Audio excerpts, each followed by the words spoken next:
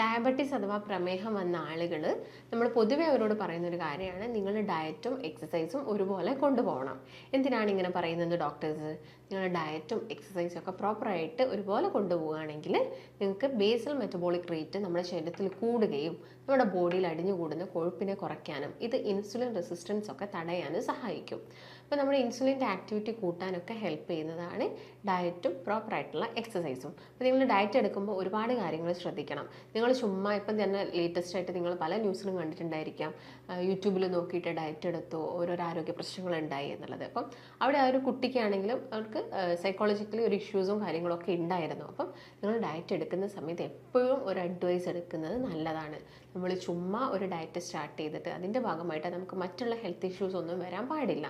അപ്പം ഇപ്പോൾ ഡയബറ്റിക് പേഷ്യൻസിനൊക്കെ എടുത്ത് നോക്കുകയാണെങ്കിൽ നമ്മുടെ കേരളത്തിൽ എല്ലാവർക്കും തന്നെ അറിയാം, നമ്മൾ കൂടുതലായിട്ടും ഇഷ്ടപ്പെടുന്നത് എന്താണ്? ചോറാണ്. അപ്പം നിങ്ങളോട് ചോറ് അല്ലെങ്കിൽ ഒഴിവാക്കാനും പറഞ്ഞു കഴിഞ്ഞാലും നമ്മൾ മറ്റെന്തെങ്കിലും ആഡ് ചെയ്യാൻ വേണ്ടിയിട്ട് പറയുന്നുണ്ട്. അപ്പോൾ ചപ്പാത്തി കഴിക്കാനാണെങ്കിലും മലയാളികൾക്ക് ഒരുപാട് ഇഷ്ടമാണ്. നമ്മൾ ചപ്പാത്തി കഴിക്കുന്ന സമയത്ത് 1-2 ചപ്പാത്തി അല്ല കഴിക്കുന്നത്. കാരണം നമുക്ക് ചോറ് കഴിക്കുന്ന ഒരു സാറ്റിസ്ഫാക്ഷൻ കിട്ടണമെങ്കിൽ നിങ്ങൾക്ക് മിനിമം ഒരു 3-4 ചപ്പാത്തി കഴിക്കേണ്ടി വരും. അങ്ങനെ ഇപ്പോൾ ഡയബറ്റിക് പേഷ്യൻസ് കഴിക്കുന്നുണ്ടെങ്കിൽ അവരുടെ ഇൻസുലിൻ ലെവലിൽ അല്ലെങ്കിൽ ഷുഗർ ലെവലിലൊന്നും വലിയ രീതിയിലുള്ള വ്യത്യാസങ്ങൾ ഉണ്ടാവില്ല. അപ്പോൾ നിങ്ങൾ പ്രോപ്പറായിട്ട് എന്ത് ചെയ്യണം? പ്രോപ്പറായിട്ടുള്ളൊരു ഡയറ്റാണ് ഫോളോ ചെയ്യേണ്ടത്. ആ ഒരു ഡയറ്റ് എടുക്കണമെങ്കിൽ നിങ്ങൾ ആദ്യം മനസ്സിലാക്കേണ്ടത് നിങ്ങളുടെ ഹെൽത്ത് കണ്ടീഷൻ ഇപ്പം എങ്ങനെയാണ് എന്നുള്ളൊരു കാര്യം ചെയ്യണം. അതുകൊണ്ടാണ് ഡോക്ടേഴ്സ് പറയുന്നത് നിങ്ങളൊരു ഡയറ്റ് സ്റ്റാർട്ട് ചെയ്യുന്നതിൻ്റെ മുൻപായിട്ട് ഹെൽത്ത് ചെക്കപ്സ് എടുക്കാറുണ്ടോ, ഇല്ലെങ്കിൽ ആ ഒരു പ്രസൻറ്റ് കണ്ടീഷനിൽ നിങ്ങളുടെ ഫാസ്റ്റിംഗ് ഷുഗർ എത്രയാണ്, നിങ്ങളുടെ ലിപ്പിഡ് പ്രൊഫൈൽ എങ്ങനെയാണ് കിടക്കുന്നത്, നിങ്ങളുടെ ബ്ലഡ് പ്രഷർ എങ്ങനെയാണ് കിടക്കുന്നത്, മറ്റ് ഓർഗൻസ് അതായത് LFT അല്ലെങ്കിൽ KFT കിഡ്നിയുടെ ഫങ്ഷൻ ടെസ്റ്റ്, ഇതെല്ലാം നിങ്ങൾ ചെയ്തിരിക്കണം ഒരു ഡയറ്റ് സ്റ്റാർട്ട് ചെയ്യുന്നതിന് മുൻപായിട്ട്. ഇല്ലെങ്കിൽ പെട്ടെന്ന് തന്നെ നമുക്ക് മറ്റെന്തെങ്കിലും അസുഖങ്ങളുണ്ടോ എന്നുള്ള കാര്യങ്ങളൊന്നും മനസ്സിലാക്കാൻ പറ്റിയെന്ന് വരില്ല. പെട്ടെന്ന് തന്നെ തല ചുറ്റി വീഴാം, അല്ലെങ്കിൽ പെട്ടെന്ന് ഹൈപ്പോഗ്ലൈസീമിയ പോലുള്ള അങ്ങനെ ഷുഗർ പെട്ടെന്ന് കുറഞ്ഞു പോകാം, അല്ലെങ്കിൽ BP പെട്ടെന്ന് ഷൂട്ടാവാം. കാരണം നമ്മൾ ഒരുപാട് ചേഞ്ചസ് ആണ് ഡയറ്റിൽ വരുത്തുന്നത്. അപ്പം ഇതെല്ലാം ഒന്ന് ചെക്ക് ചെയ്യുന്നത് എപ്പോഴും നല്ലതാണ്. അപ്പം മറ്റുള്ള കൺട്രീസിലൊക്കെ നോക്കുകയാണെങ്കിലും ആ ഒരു ഡയറ്റ് എടുക്കുന്നതിന് മുൻപായിട്ട് ഇങ്ങനെയുള്ള ചില ടെസ്റ്റുകളൊക്കെ പേഷ്യൻസിന് കൊടുക്കും. കാരണം അത് പേഷ്യൻറ്റിൻ്റെ ഹെൽത്ത് ഓക്കെ ആവാനും അതുപോലെ തന്നെ നമുക്ക് കൃത്യമായിട്ടുള്ളൊരു ഡയറ്റ് കൊടുക്കാനും സാധിക്കും. ഇപ്പം തന്നെ ഷുഗർ അല്ലെങ്കിൽ ഡയബറ്റീസ് ഉള്ള എല്ലാവരും ആ ഒരു ഫോളോ ചെയ്യേണ്ട സെയിം ഡയറ്റ് അല്ല നമ്മൾ എന്ത് ചെയ്യുന്നത്, കൊളസ്ട്രോൾ ഉള്ള ആളുകൾക്ക് കൂടുന്നത് അല്ലെങ്കിൽ ഫാറ്റി ലിവർ ഉള്ള ആളുകൾക്ക് നമുക്ക് അതിലൊക്കെ ചേഞ്ചസ് വരുത്തേണ്ടി വരും. അപ്പം അതൊന്ന് ചെക്ക് ചെയ്യുന്നത് എപ്പോഴും നല്ലതാണ്. അല്ലെങ്കിലും ഒരു 6 മന്ത് കൂടുന്ന സമയത്ത് മറ്റ് അസുഖങ്ങളൊന്നും ഇല്ലെങ്കിലും കൂടി നിങ്ങൾ ഫാസ്റ്റിംഗ് ബ്ലഡ് ഷുഗറും ഒക്കെ ഒന്ന് മനസ്സിലാക്കുന്നത് നല്ലതാണ്. അതുപോലെ തന്നെ നിങ്ങൾ ശ്രദ്ധിക്കേണ്ട കുറച്ച് കാര്യങ്ങൾ എന്ന് വെച്ചാൽ എക്സസൈസാണ്. അപ്പോൾ നമ്മൾ എക്സസൈസ് ചെയ്യുന്ന സമയത്ത് അമിതമായിട്ട് എക്സസൈസ് ചെയ്യുക, അല്ലെങ്കിൽ ഒരു ദിവസം കൊണ്ട് തന്നെ വെയിറ്റ് കുറച്ചെടുക്കുക, ഒരു ദിവസം കൊണ്ട് തന്നെ ഡയബറ്റീസ് നോർമലാക്കുക, അതൊന്നും നമുക്ക് സാധിക്കുന്ന കാര്യം. അല്ലെങ്കിൽ ഒരു ആഴ്ച കൊണ്ട് നമുക്ക് മാറ്റിയെടുക്കുക, അല്ലെങ്കിൽ ഒരു മാസം കൊണ്ട്. നമ്മൾ ചിലപ്പോൾ സമയമെടുക്കും, പതിയെ നമുക്കത് നോർമൽ സ്റ്റേജിലോട്ട് കൊണ്ടുവരാൻ സാധിക്കും. പക്ഷേ നമ്മൾ ഓരോ ദിവസവും എടുക്കുന്ന എഫേർട്ട് വേണം. എഫേർട്ട് ഇൻ ദ സെൻസ് ഇപ്പോൾ എക്സസൈസ് ചെയ്യുക 2-3 മണിക്കൂർ കണ്ടിന്യൂസ് ആയിട്ട് എക്സസൈസ് ചെയ്യാനല്ല പറയുന്നത്. ഒരു 45 മിനിറ്റ്സ് ഒരു ദിവസം മാക്സിമം പോയാൽ 1 മണിക്കൂർ ആ ഒരു സമയം നിങ്ങൾ എക്സസൈസ് ചെയ്യുക. ഇല്ലെങ്കിൽ ഇപ്പം നമ്മൾ പേഷ്യൻസിനോട് പറയുന്നത് എന്താണ്, നിങ്ങളൊരു ഹാഫ് ആൻ അവർ ഒന്ന് നടന്നോളൂ, പിന്നെ ഒരു 10 മിനിറ്റ് ഓടിക്കോളൂ. ഏറ്റവും നല്ല എക്സസൈസാണ്. നമ്മുടെ ബോഡി അത്യാവശ്യം വിയർക്കുകയും ചെയ്യും, വലിയ പ്രശ്നങ്ങളൊന്നും നമ്മുടെ ബോഡിക്ക് ഉണ്ടാക്കുകയില്ല. ചില ആളുകളുണ്ട് സ്റ്റാർട്ടിങ് ഡേ തന്നെ നല്ല സ്പീഡിൽ അങ്ങ് നടക്കും. നല്ല സ്പീഡിൽ നടക്കുമ്പോൾ അവർക്ക് പെട്ടെന്ന് ആ ഒരു ദിവസം കുറച്ച് കഴിയുമ്പോഴത്തേക്കും കിതപ്പ് കൂടുകയും ഭയങ്കര അസ്വസ്ഥതയും ബോഡിക്ക് ഭയങ്കര ക്ഷീണവും കൈകാലുകൾക്ക് അമിതമായിട്ടുള്ള വേദനയും എല്ലാം തന്നെ വരും. അപ്പോൾ അതൊക്കെ നിങ്ങൾ പ്രത്യേകം ശ്രദ്ധിക്കാം. പിന്നെ ഇപ്പം ഡയറ്റ് ഞാൻ പറഞ്ഞു, ഡയബറ്റീസ് ഉള്ള ആളുകൾക്ക് എങ്ങനെയാണ് ഡയറ്റ് കൊടുക്കേണ്ടത്. കാർബ്സ് നമ്മൾ പരമാവധി കുറച്ചുകൊണ്ട് ഷുഗർ കട്ട് ചെയ്തിട്ടുള്ള ഒരു ഡയറ്റ് നിങ്ങൾ എടുക്കുകയാണെങ്കിൽ നിങ്ങൾക്ക് ഷുഗർ എല്ലാം നോർമലാക്കാൻ സാധിക്കുന്നതാണ്. ഇപ്പോൾ കാർബോഹൈഡ്രേറ്റ് എന്ന് പറയുമ്പം കുറയ്ക്കാനാണ് പറയുന്നത്, കംപ്ലീറ്റ് ആയിട്ട് ഒഴിവാക്കാൻ പറയുന്നില്ല. ചോറൊക്കെ ആണെങ്കിൽ നിങ്ങൾ ഒരുപാട് തവി ചോറ് കഴിക്കുന്നുണ്ടാവും, അത് നിങ്ങൾ പതിയെ ഒരു തവിയിലോട്ട് കൊണ്ടുവരിക. ചപ്പാത്തി കഴിക്കുന്നുണ്ടെങ്കിലും അതിലും കാർബോഹൈഡ്രേറ്റ് വരുന്നുണ്ട്, അപ്പം അതാണെങ്കിലും 2 ചപ്പാത്തിയിലോട്ട് കൊണ്ടുവരിക. അപ്പോൾ തന്നെ രാവിലത്തെ ബ്രേക്ക്ഫാസ്റ്റിന് നിങ്ങളൊരു ഡയറ്റ് രൂപത്തിലേക്ക് കൊണ്ടുവരികയാണെങ്കിൽ ഇഡ്ഡലിയും ദോശയും ഒക്കെ എന്ത് ചെയ്യാം, അതിൻ്റെ ഒരു എമൗണ്ട് നിങ്ങൾ കുറച്ചുകൊണ്ട് വരിക. അപ്പം ആ ഒരു രീതിയിൽ നിങ്ങൾ ഡയറ്റ് എടുക്കുന്നുണ്ടെങ്കിൽ നമുക്ക് ഷുഗർ വളരെ ഈസി ആയിട്ട് നോർമലാക്കാൻ സാധിക്കുന്നതാണ്. പിന്നെ ഇന്നിപ്പോൾ ചെറുപ്പക്കാരൊക്കെ എടുത്ത് നോക്കുകയാണെങ്കിൽ അവരിൽ പൊതുവെ കോമൺ ആണ് ഈ റിയാക്റ്റീവ് ഹൈപ്പോഗ്ലൈസിയ എന്ന് പറഞ്ഞാൽ ഗ്ലൈസിമിയ എന്ന് പറഞ്ഞ കണ്ടീഷൻസ്. അതായത് പെട്ടെന്ന് തന്നെ അവരിൽ എന്താവുന്നു, ഷുഗർ കുറഞ്ഞു പോവുക. അല്ലെങ്കിൽ ഒരു 2-2.5 മണിക്കൂർ ആകുമ്പോഴത്തേക്ക് തന്നെ ഫുഡ് നിങ്ങൾ കഴിച്ചിട്ടുണ്ടായിരിക്കും. അപ്പോൾ ഈ ഒരു ഗ്ലൈസീമിയ, ഈ ഒരു ഷുഗർ പെട്ടെന്ന് കുറയണം, ഹൈപ്പോഗ്ലൈസീമിയാണ്. അപ്പം നിങ്ങൾ 2 മണിക്കൂറായി ഫുഡ് കഴിച്ചിട്ട് 2 മണിക്കൂറാകുമ്പോഴത്തേക്ക് നിങ്ങൾക്ക് വിശക്കാൻ തുടങ്ങി. ഇത് ഇൻഡിക്കേറ്റ് ചെയ്യുന്നത് എന്താണെന്ന് വെച്ചാൽ നിങ്ങൾക്ക് ഫ്യൂച്ചറിൽ ഷുഗർ വരാം. നിങ്ങൾ ചിലപ്പോൾ ഷുഗർ ആ ഒരു സമയത്ത് നോക്കുന്ന സമയത്ത് എന്തായിരിക്കും 100-ന് താഴത്തൊക്കെ ആയിരിക്കാം ഫാസ്റ്റിങ്ങിൽ കിടക്കുന്നത്.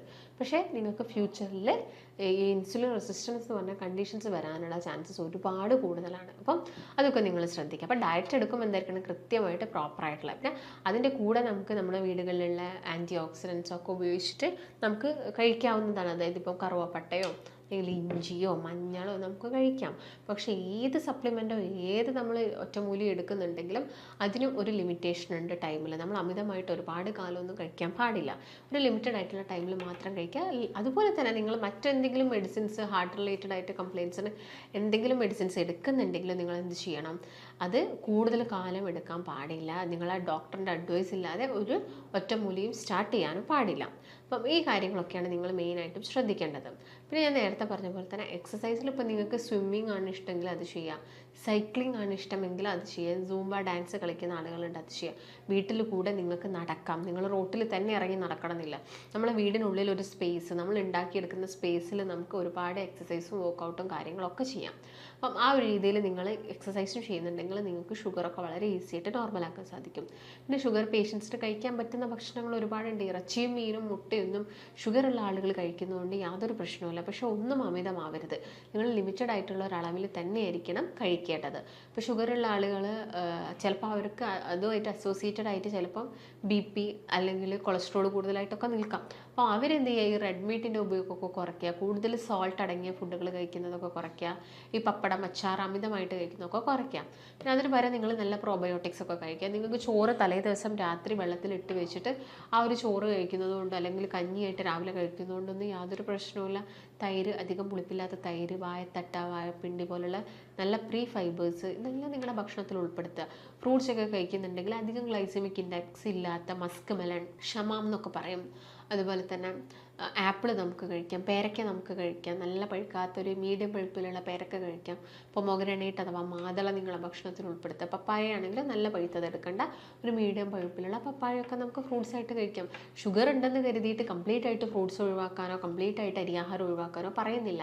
നല്ലൊരു ഡയറ്റ് രൂപത്തിലോട്ട് അതിൻ്റെ അളവെല്ലാം കുറച്ചിട്ട് നല്ല രീതിയിൽ നിങ്ങൾ ഡയറ്റ് എടുക്കുകയാണെങ്കിൽ നമുക്ക് ഈസി ആയിട്ട് പ്രമേഹമൊക്കെ കൺട്രോൾ ചെയ്യാനും സാധിക്കും, വെയിറ്റ് കുറച്ചെടുക്കാനും സാധിക്കും. എല്ലാവർക്കും ഇഷ്ടമുള്ളൊരു കാര്യമാണ് ചായ കുടിക്കുക അല്ലെങ്കിൽ എന്തെങ്കിലും ഒരു സ്വീറ്റ് ക്രേവിങ്സ് ഒക്കെ. ഇപ്പോൾ ഒരു ഡയബറ്റിക് പേഷ്യൻസ് ഒക്കെ ചിന്തിക്കേണ്ടത് അവർ കഴിക്കുന്ന മധുരത്തിൽ എത്രത്തോളം കലോറീസ് ഉണ്ട് എന്നുള്ളൊരു കാര്യം കൂടി നിങ്ങൾ നോക്കണം. നിങ്ങളിപ്പോൾ ഒരു ലഡു ആയിരിക്കും കഴിക്കുന്നുണ്ടാവുക, പക്ഷെ അതിലൊരു 150 കിലോ കലോറി എനർജി വരുന്നുണ്ട്.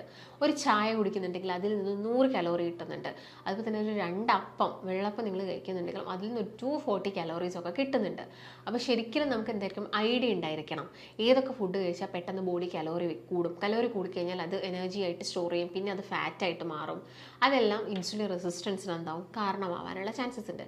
അപ്പം എല്ലാത്തിൻ്റെയും കലോറി മനസ്സിലാക്കുക. അതിന് പകരമായിട്ട് നമുക്ക് ഒരുപാട് ഓപ്ഷൻസ് ഉണ്ട് കഴിക്കാൻ. അപ്പോൾ എനിക്കൊന്നും കഴിക്കാൻ പറ്റില്ലേ, ഒരിക്കലല്ല, നമുക്ക് കഴിക്കാം. നമ്മുടെ ഷുഗറൊക്കെ കൺട്രോൾ ലെവലിലാണെങ്കിലും നമുക്ക് വെള്ളപ്പം കഴിക്കുന്നത് കൊണ്ടോ ഇഡ്ഡലി കഴിക്കുന്നതുകൊണ്ടൊന്നും യാതൊരു പ്രശ്നവുമില്ല. അതിപ്പോൾ ഞാൻ നേരത്തെ പറഞ്ഞില്ലേ, നമ്മുടെ ഭക്ഷണ രീതിയെ നമ്മളൊരു ഡയറ്റ് ഫോമിലോട്ടാക്കുക, അതാണ് ഏറ്റവും ബെസ്റ്റ് ആയിട്ടുള്ളത്. നട്ട്സുകൾ ഉൾപ്പെടുത്താം, നമ്മുടെ ബോഡിക്ക് വേണ്ട നട്ട്സുകൾ ഉൾപ്പെടുത്താം. അതുപോലെ തന്നെ ഫ്രൂട്ട്സുകൾ, vegetables, salads, non veg items എല്ലാം നമുക്ക് കഴിക്കാവുന്നതാണ്. കൃത്യമായിട്ടുള്ള അളവിൽ പ്രോപ്പർ കുക്ക്ഡ് ആയിട്ടുള്ളത് കഴിക്കുകയാണെങ്കിൽ യാതൊരു രീതിയിലുള്ള പ്രശ്നങ്ങളും ഉണ്ടാവുന്നതല്ല. അപ്പോൾ കൂടുതലായിട്ട് പ്രമേഹ രോഗികളൊക്കെ മെഡിസിൻസ് എടുക്കുന്നവരായിരിക്കാം, അവർക്ക് അതിൻ്റെ സൈഡ് എഫക്ട്സ് ഉണ്ടായിരിക്കാം. ഈ നെർവ്സ് കംപ്ലയിൻറ്റ്സ്, ന്യൂറോപ്പതി പോലുള്ള കംപ്ലയിൻറ്റ്സ് ഒക്കെ കോമൺ ആയിട്ട് കണ്ടുവരാം. അപ്പം ഇങ്ങനെയുള്ള കംപ്ലയിൻറ്റ്സ് ഒക്കെ നമുക്ക് എന്ത് ചെയ്യാൻ പറ്റും, മാറ്റിയെടുക്കാൻ സാധിക്കും നല്ല ഹെൽത്തി ആയിട്ടുള്ളൊരു ഡയറ്റ് ഫോളോ ചെയ്യുകയാണെങ്കിൽ. അപ്പം നിങ്ങൾ ഒരുപാട് കാലമായിട്ട് ബുദ്ധിമുട്ടുള്ള ആളുകളാണ്, നിങ്ങൾക്ക് നല്ലൊരു ഡയറ്റ് ഫോളോ ചെയ്യണമെങ്കിൽ നിങ്ങൾക്ക് താഴെ കാണുന്ന നമ്പറിൽ കോൺടാക്റ്റ് ചെയ്യാവുന്നതാണ്. അപ്പോൾ നിങ്ങൾക്കും ഈ ഒരു ഡയറ്റിൽ ജോയിൻ ചെയ്യാൻ താല്പര്യം ഉണ്ടെങ്കിലും അതുപോലെ തന്നെ എന്തെങ്കിലും സംശയമാണെങ്കിലും ഒക്കെ കോൺടാക്റ്റ് ചെയ്യാവുന്നതാണ്. നമുക്ക് മറ്റൊരു നല്ല ഹെൽത്ത് ടോപ്പിക്കുമായിട്ട് വീണ്ടും കാണാം. നന്ദി.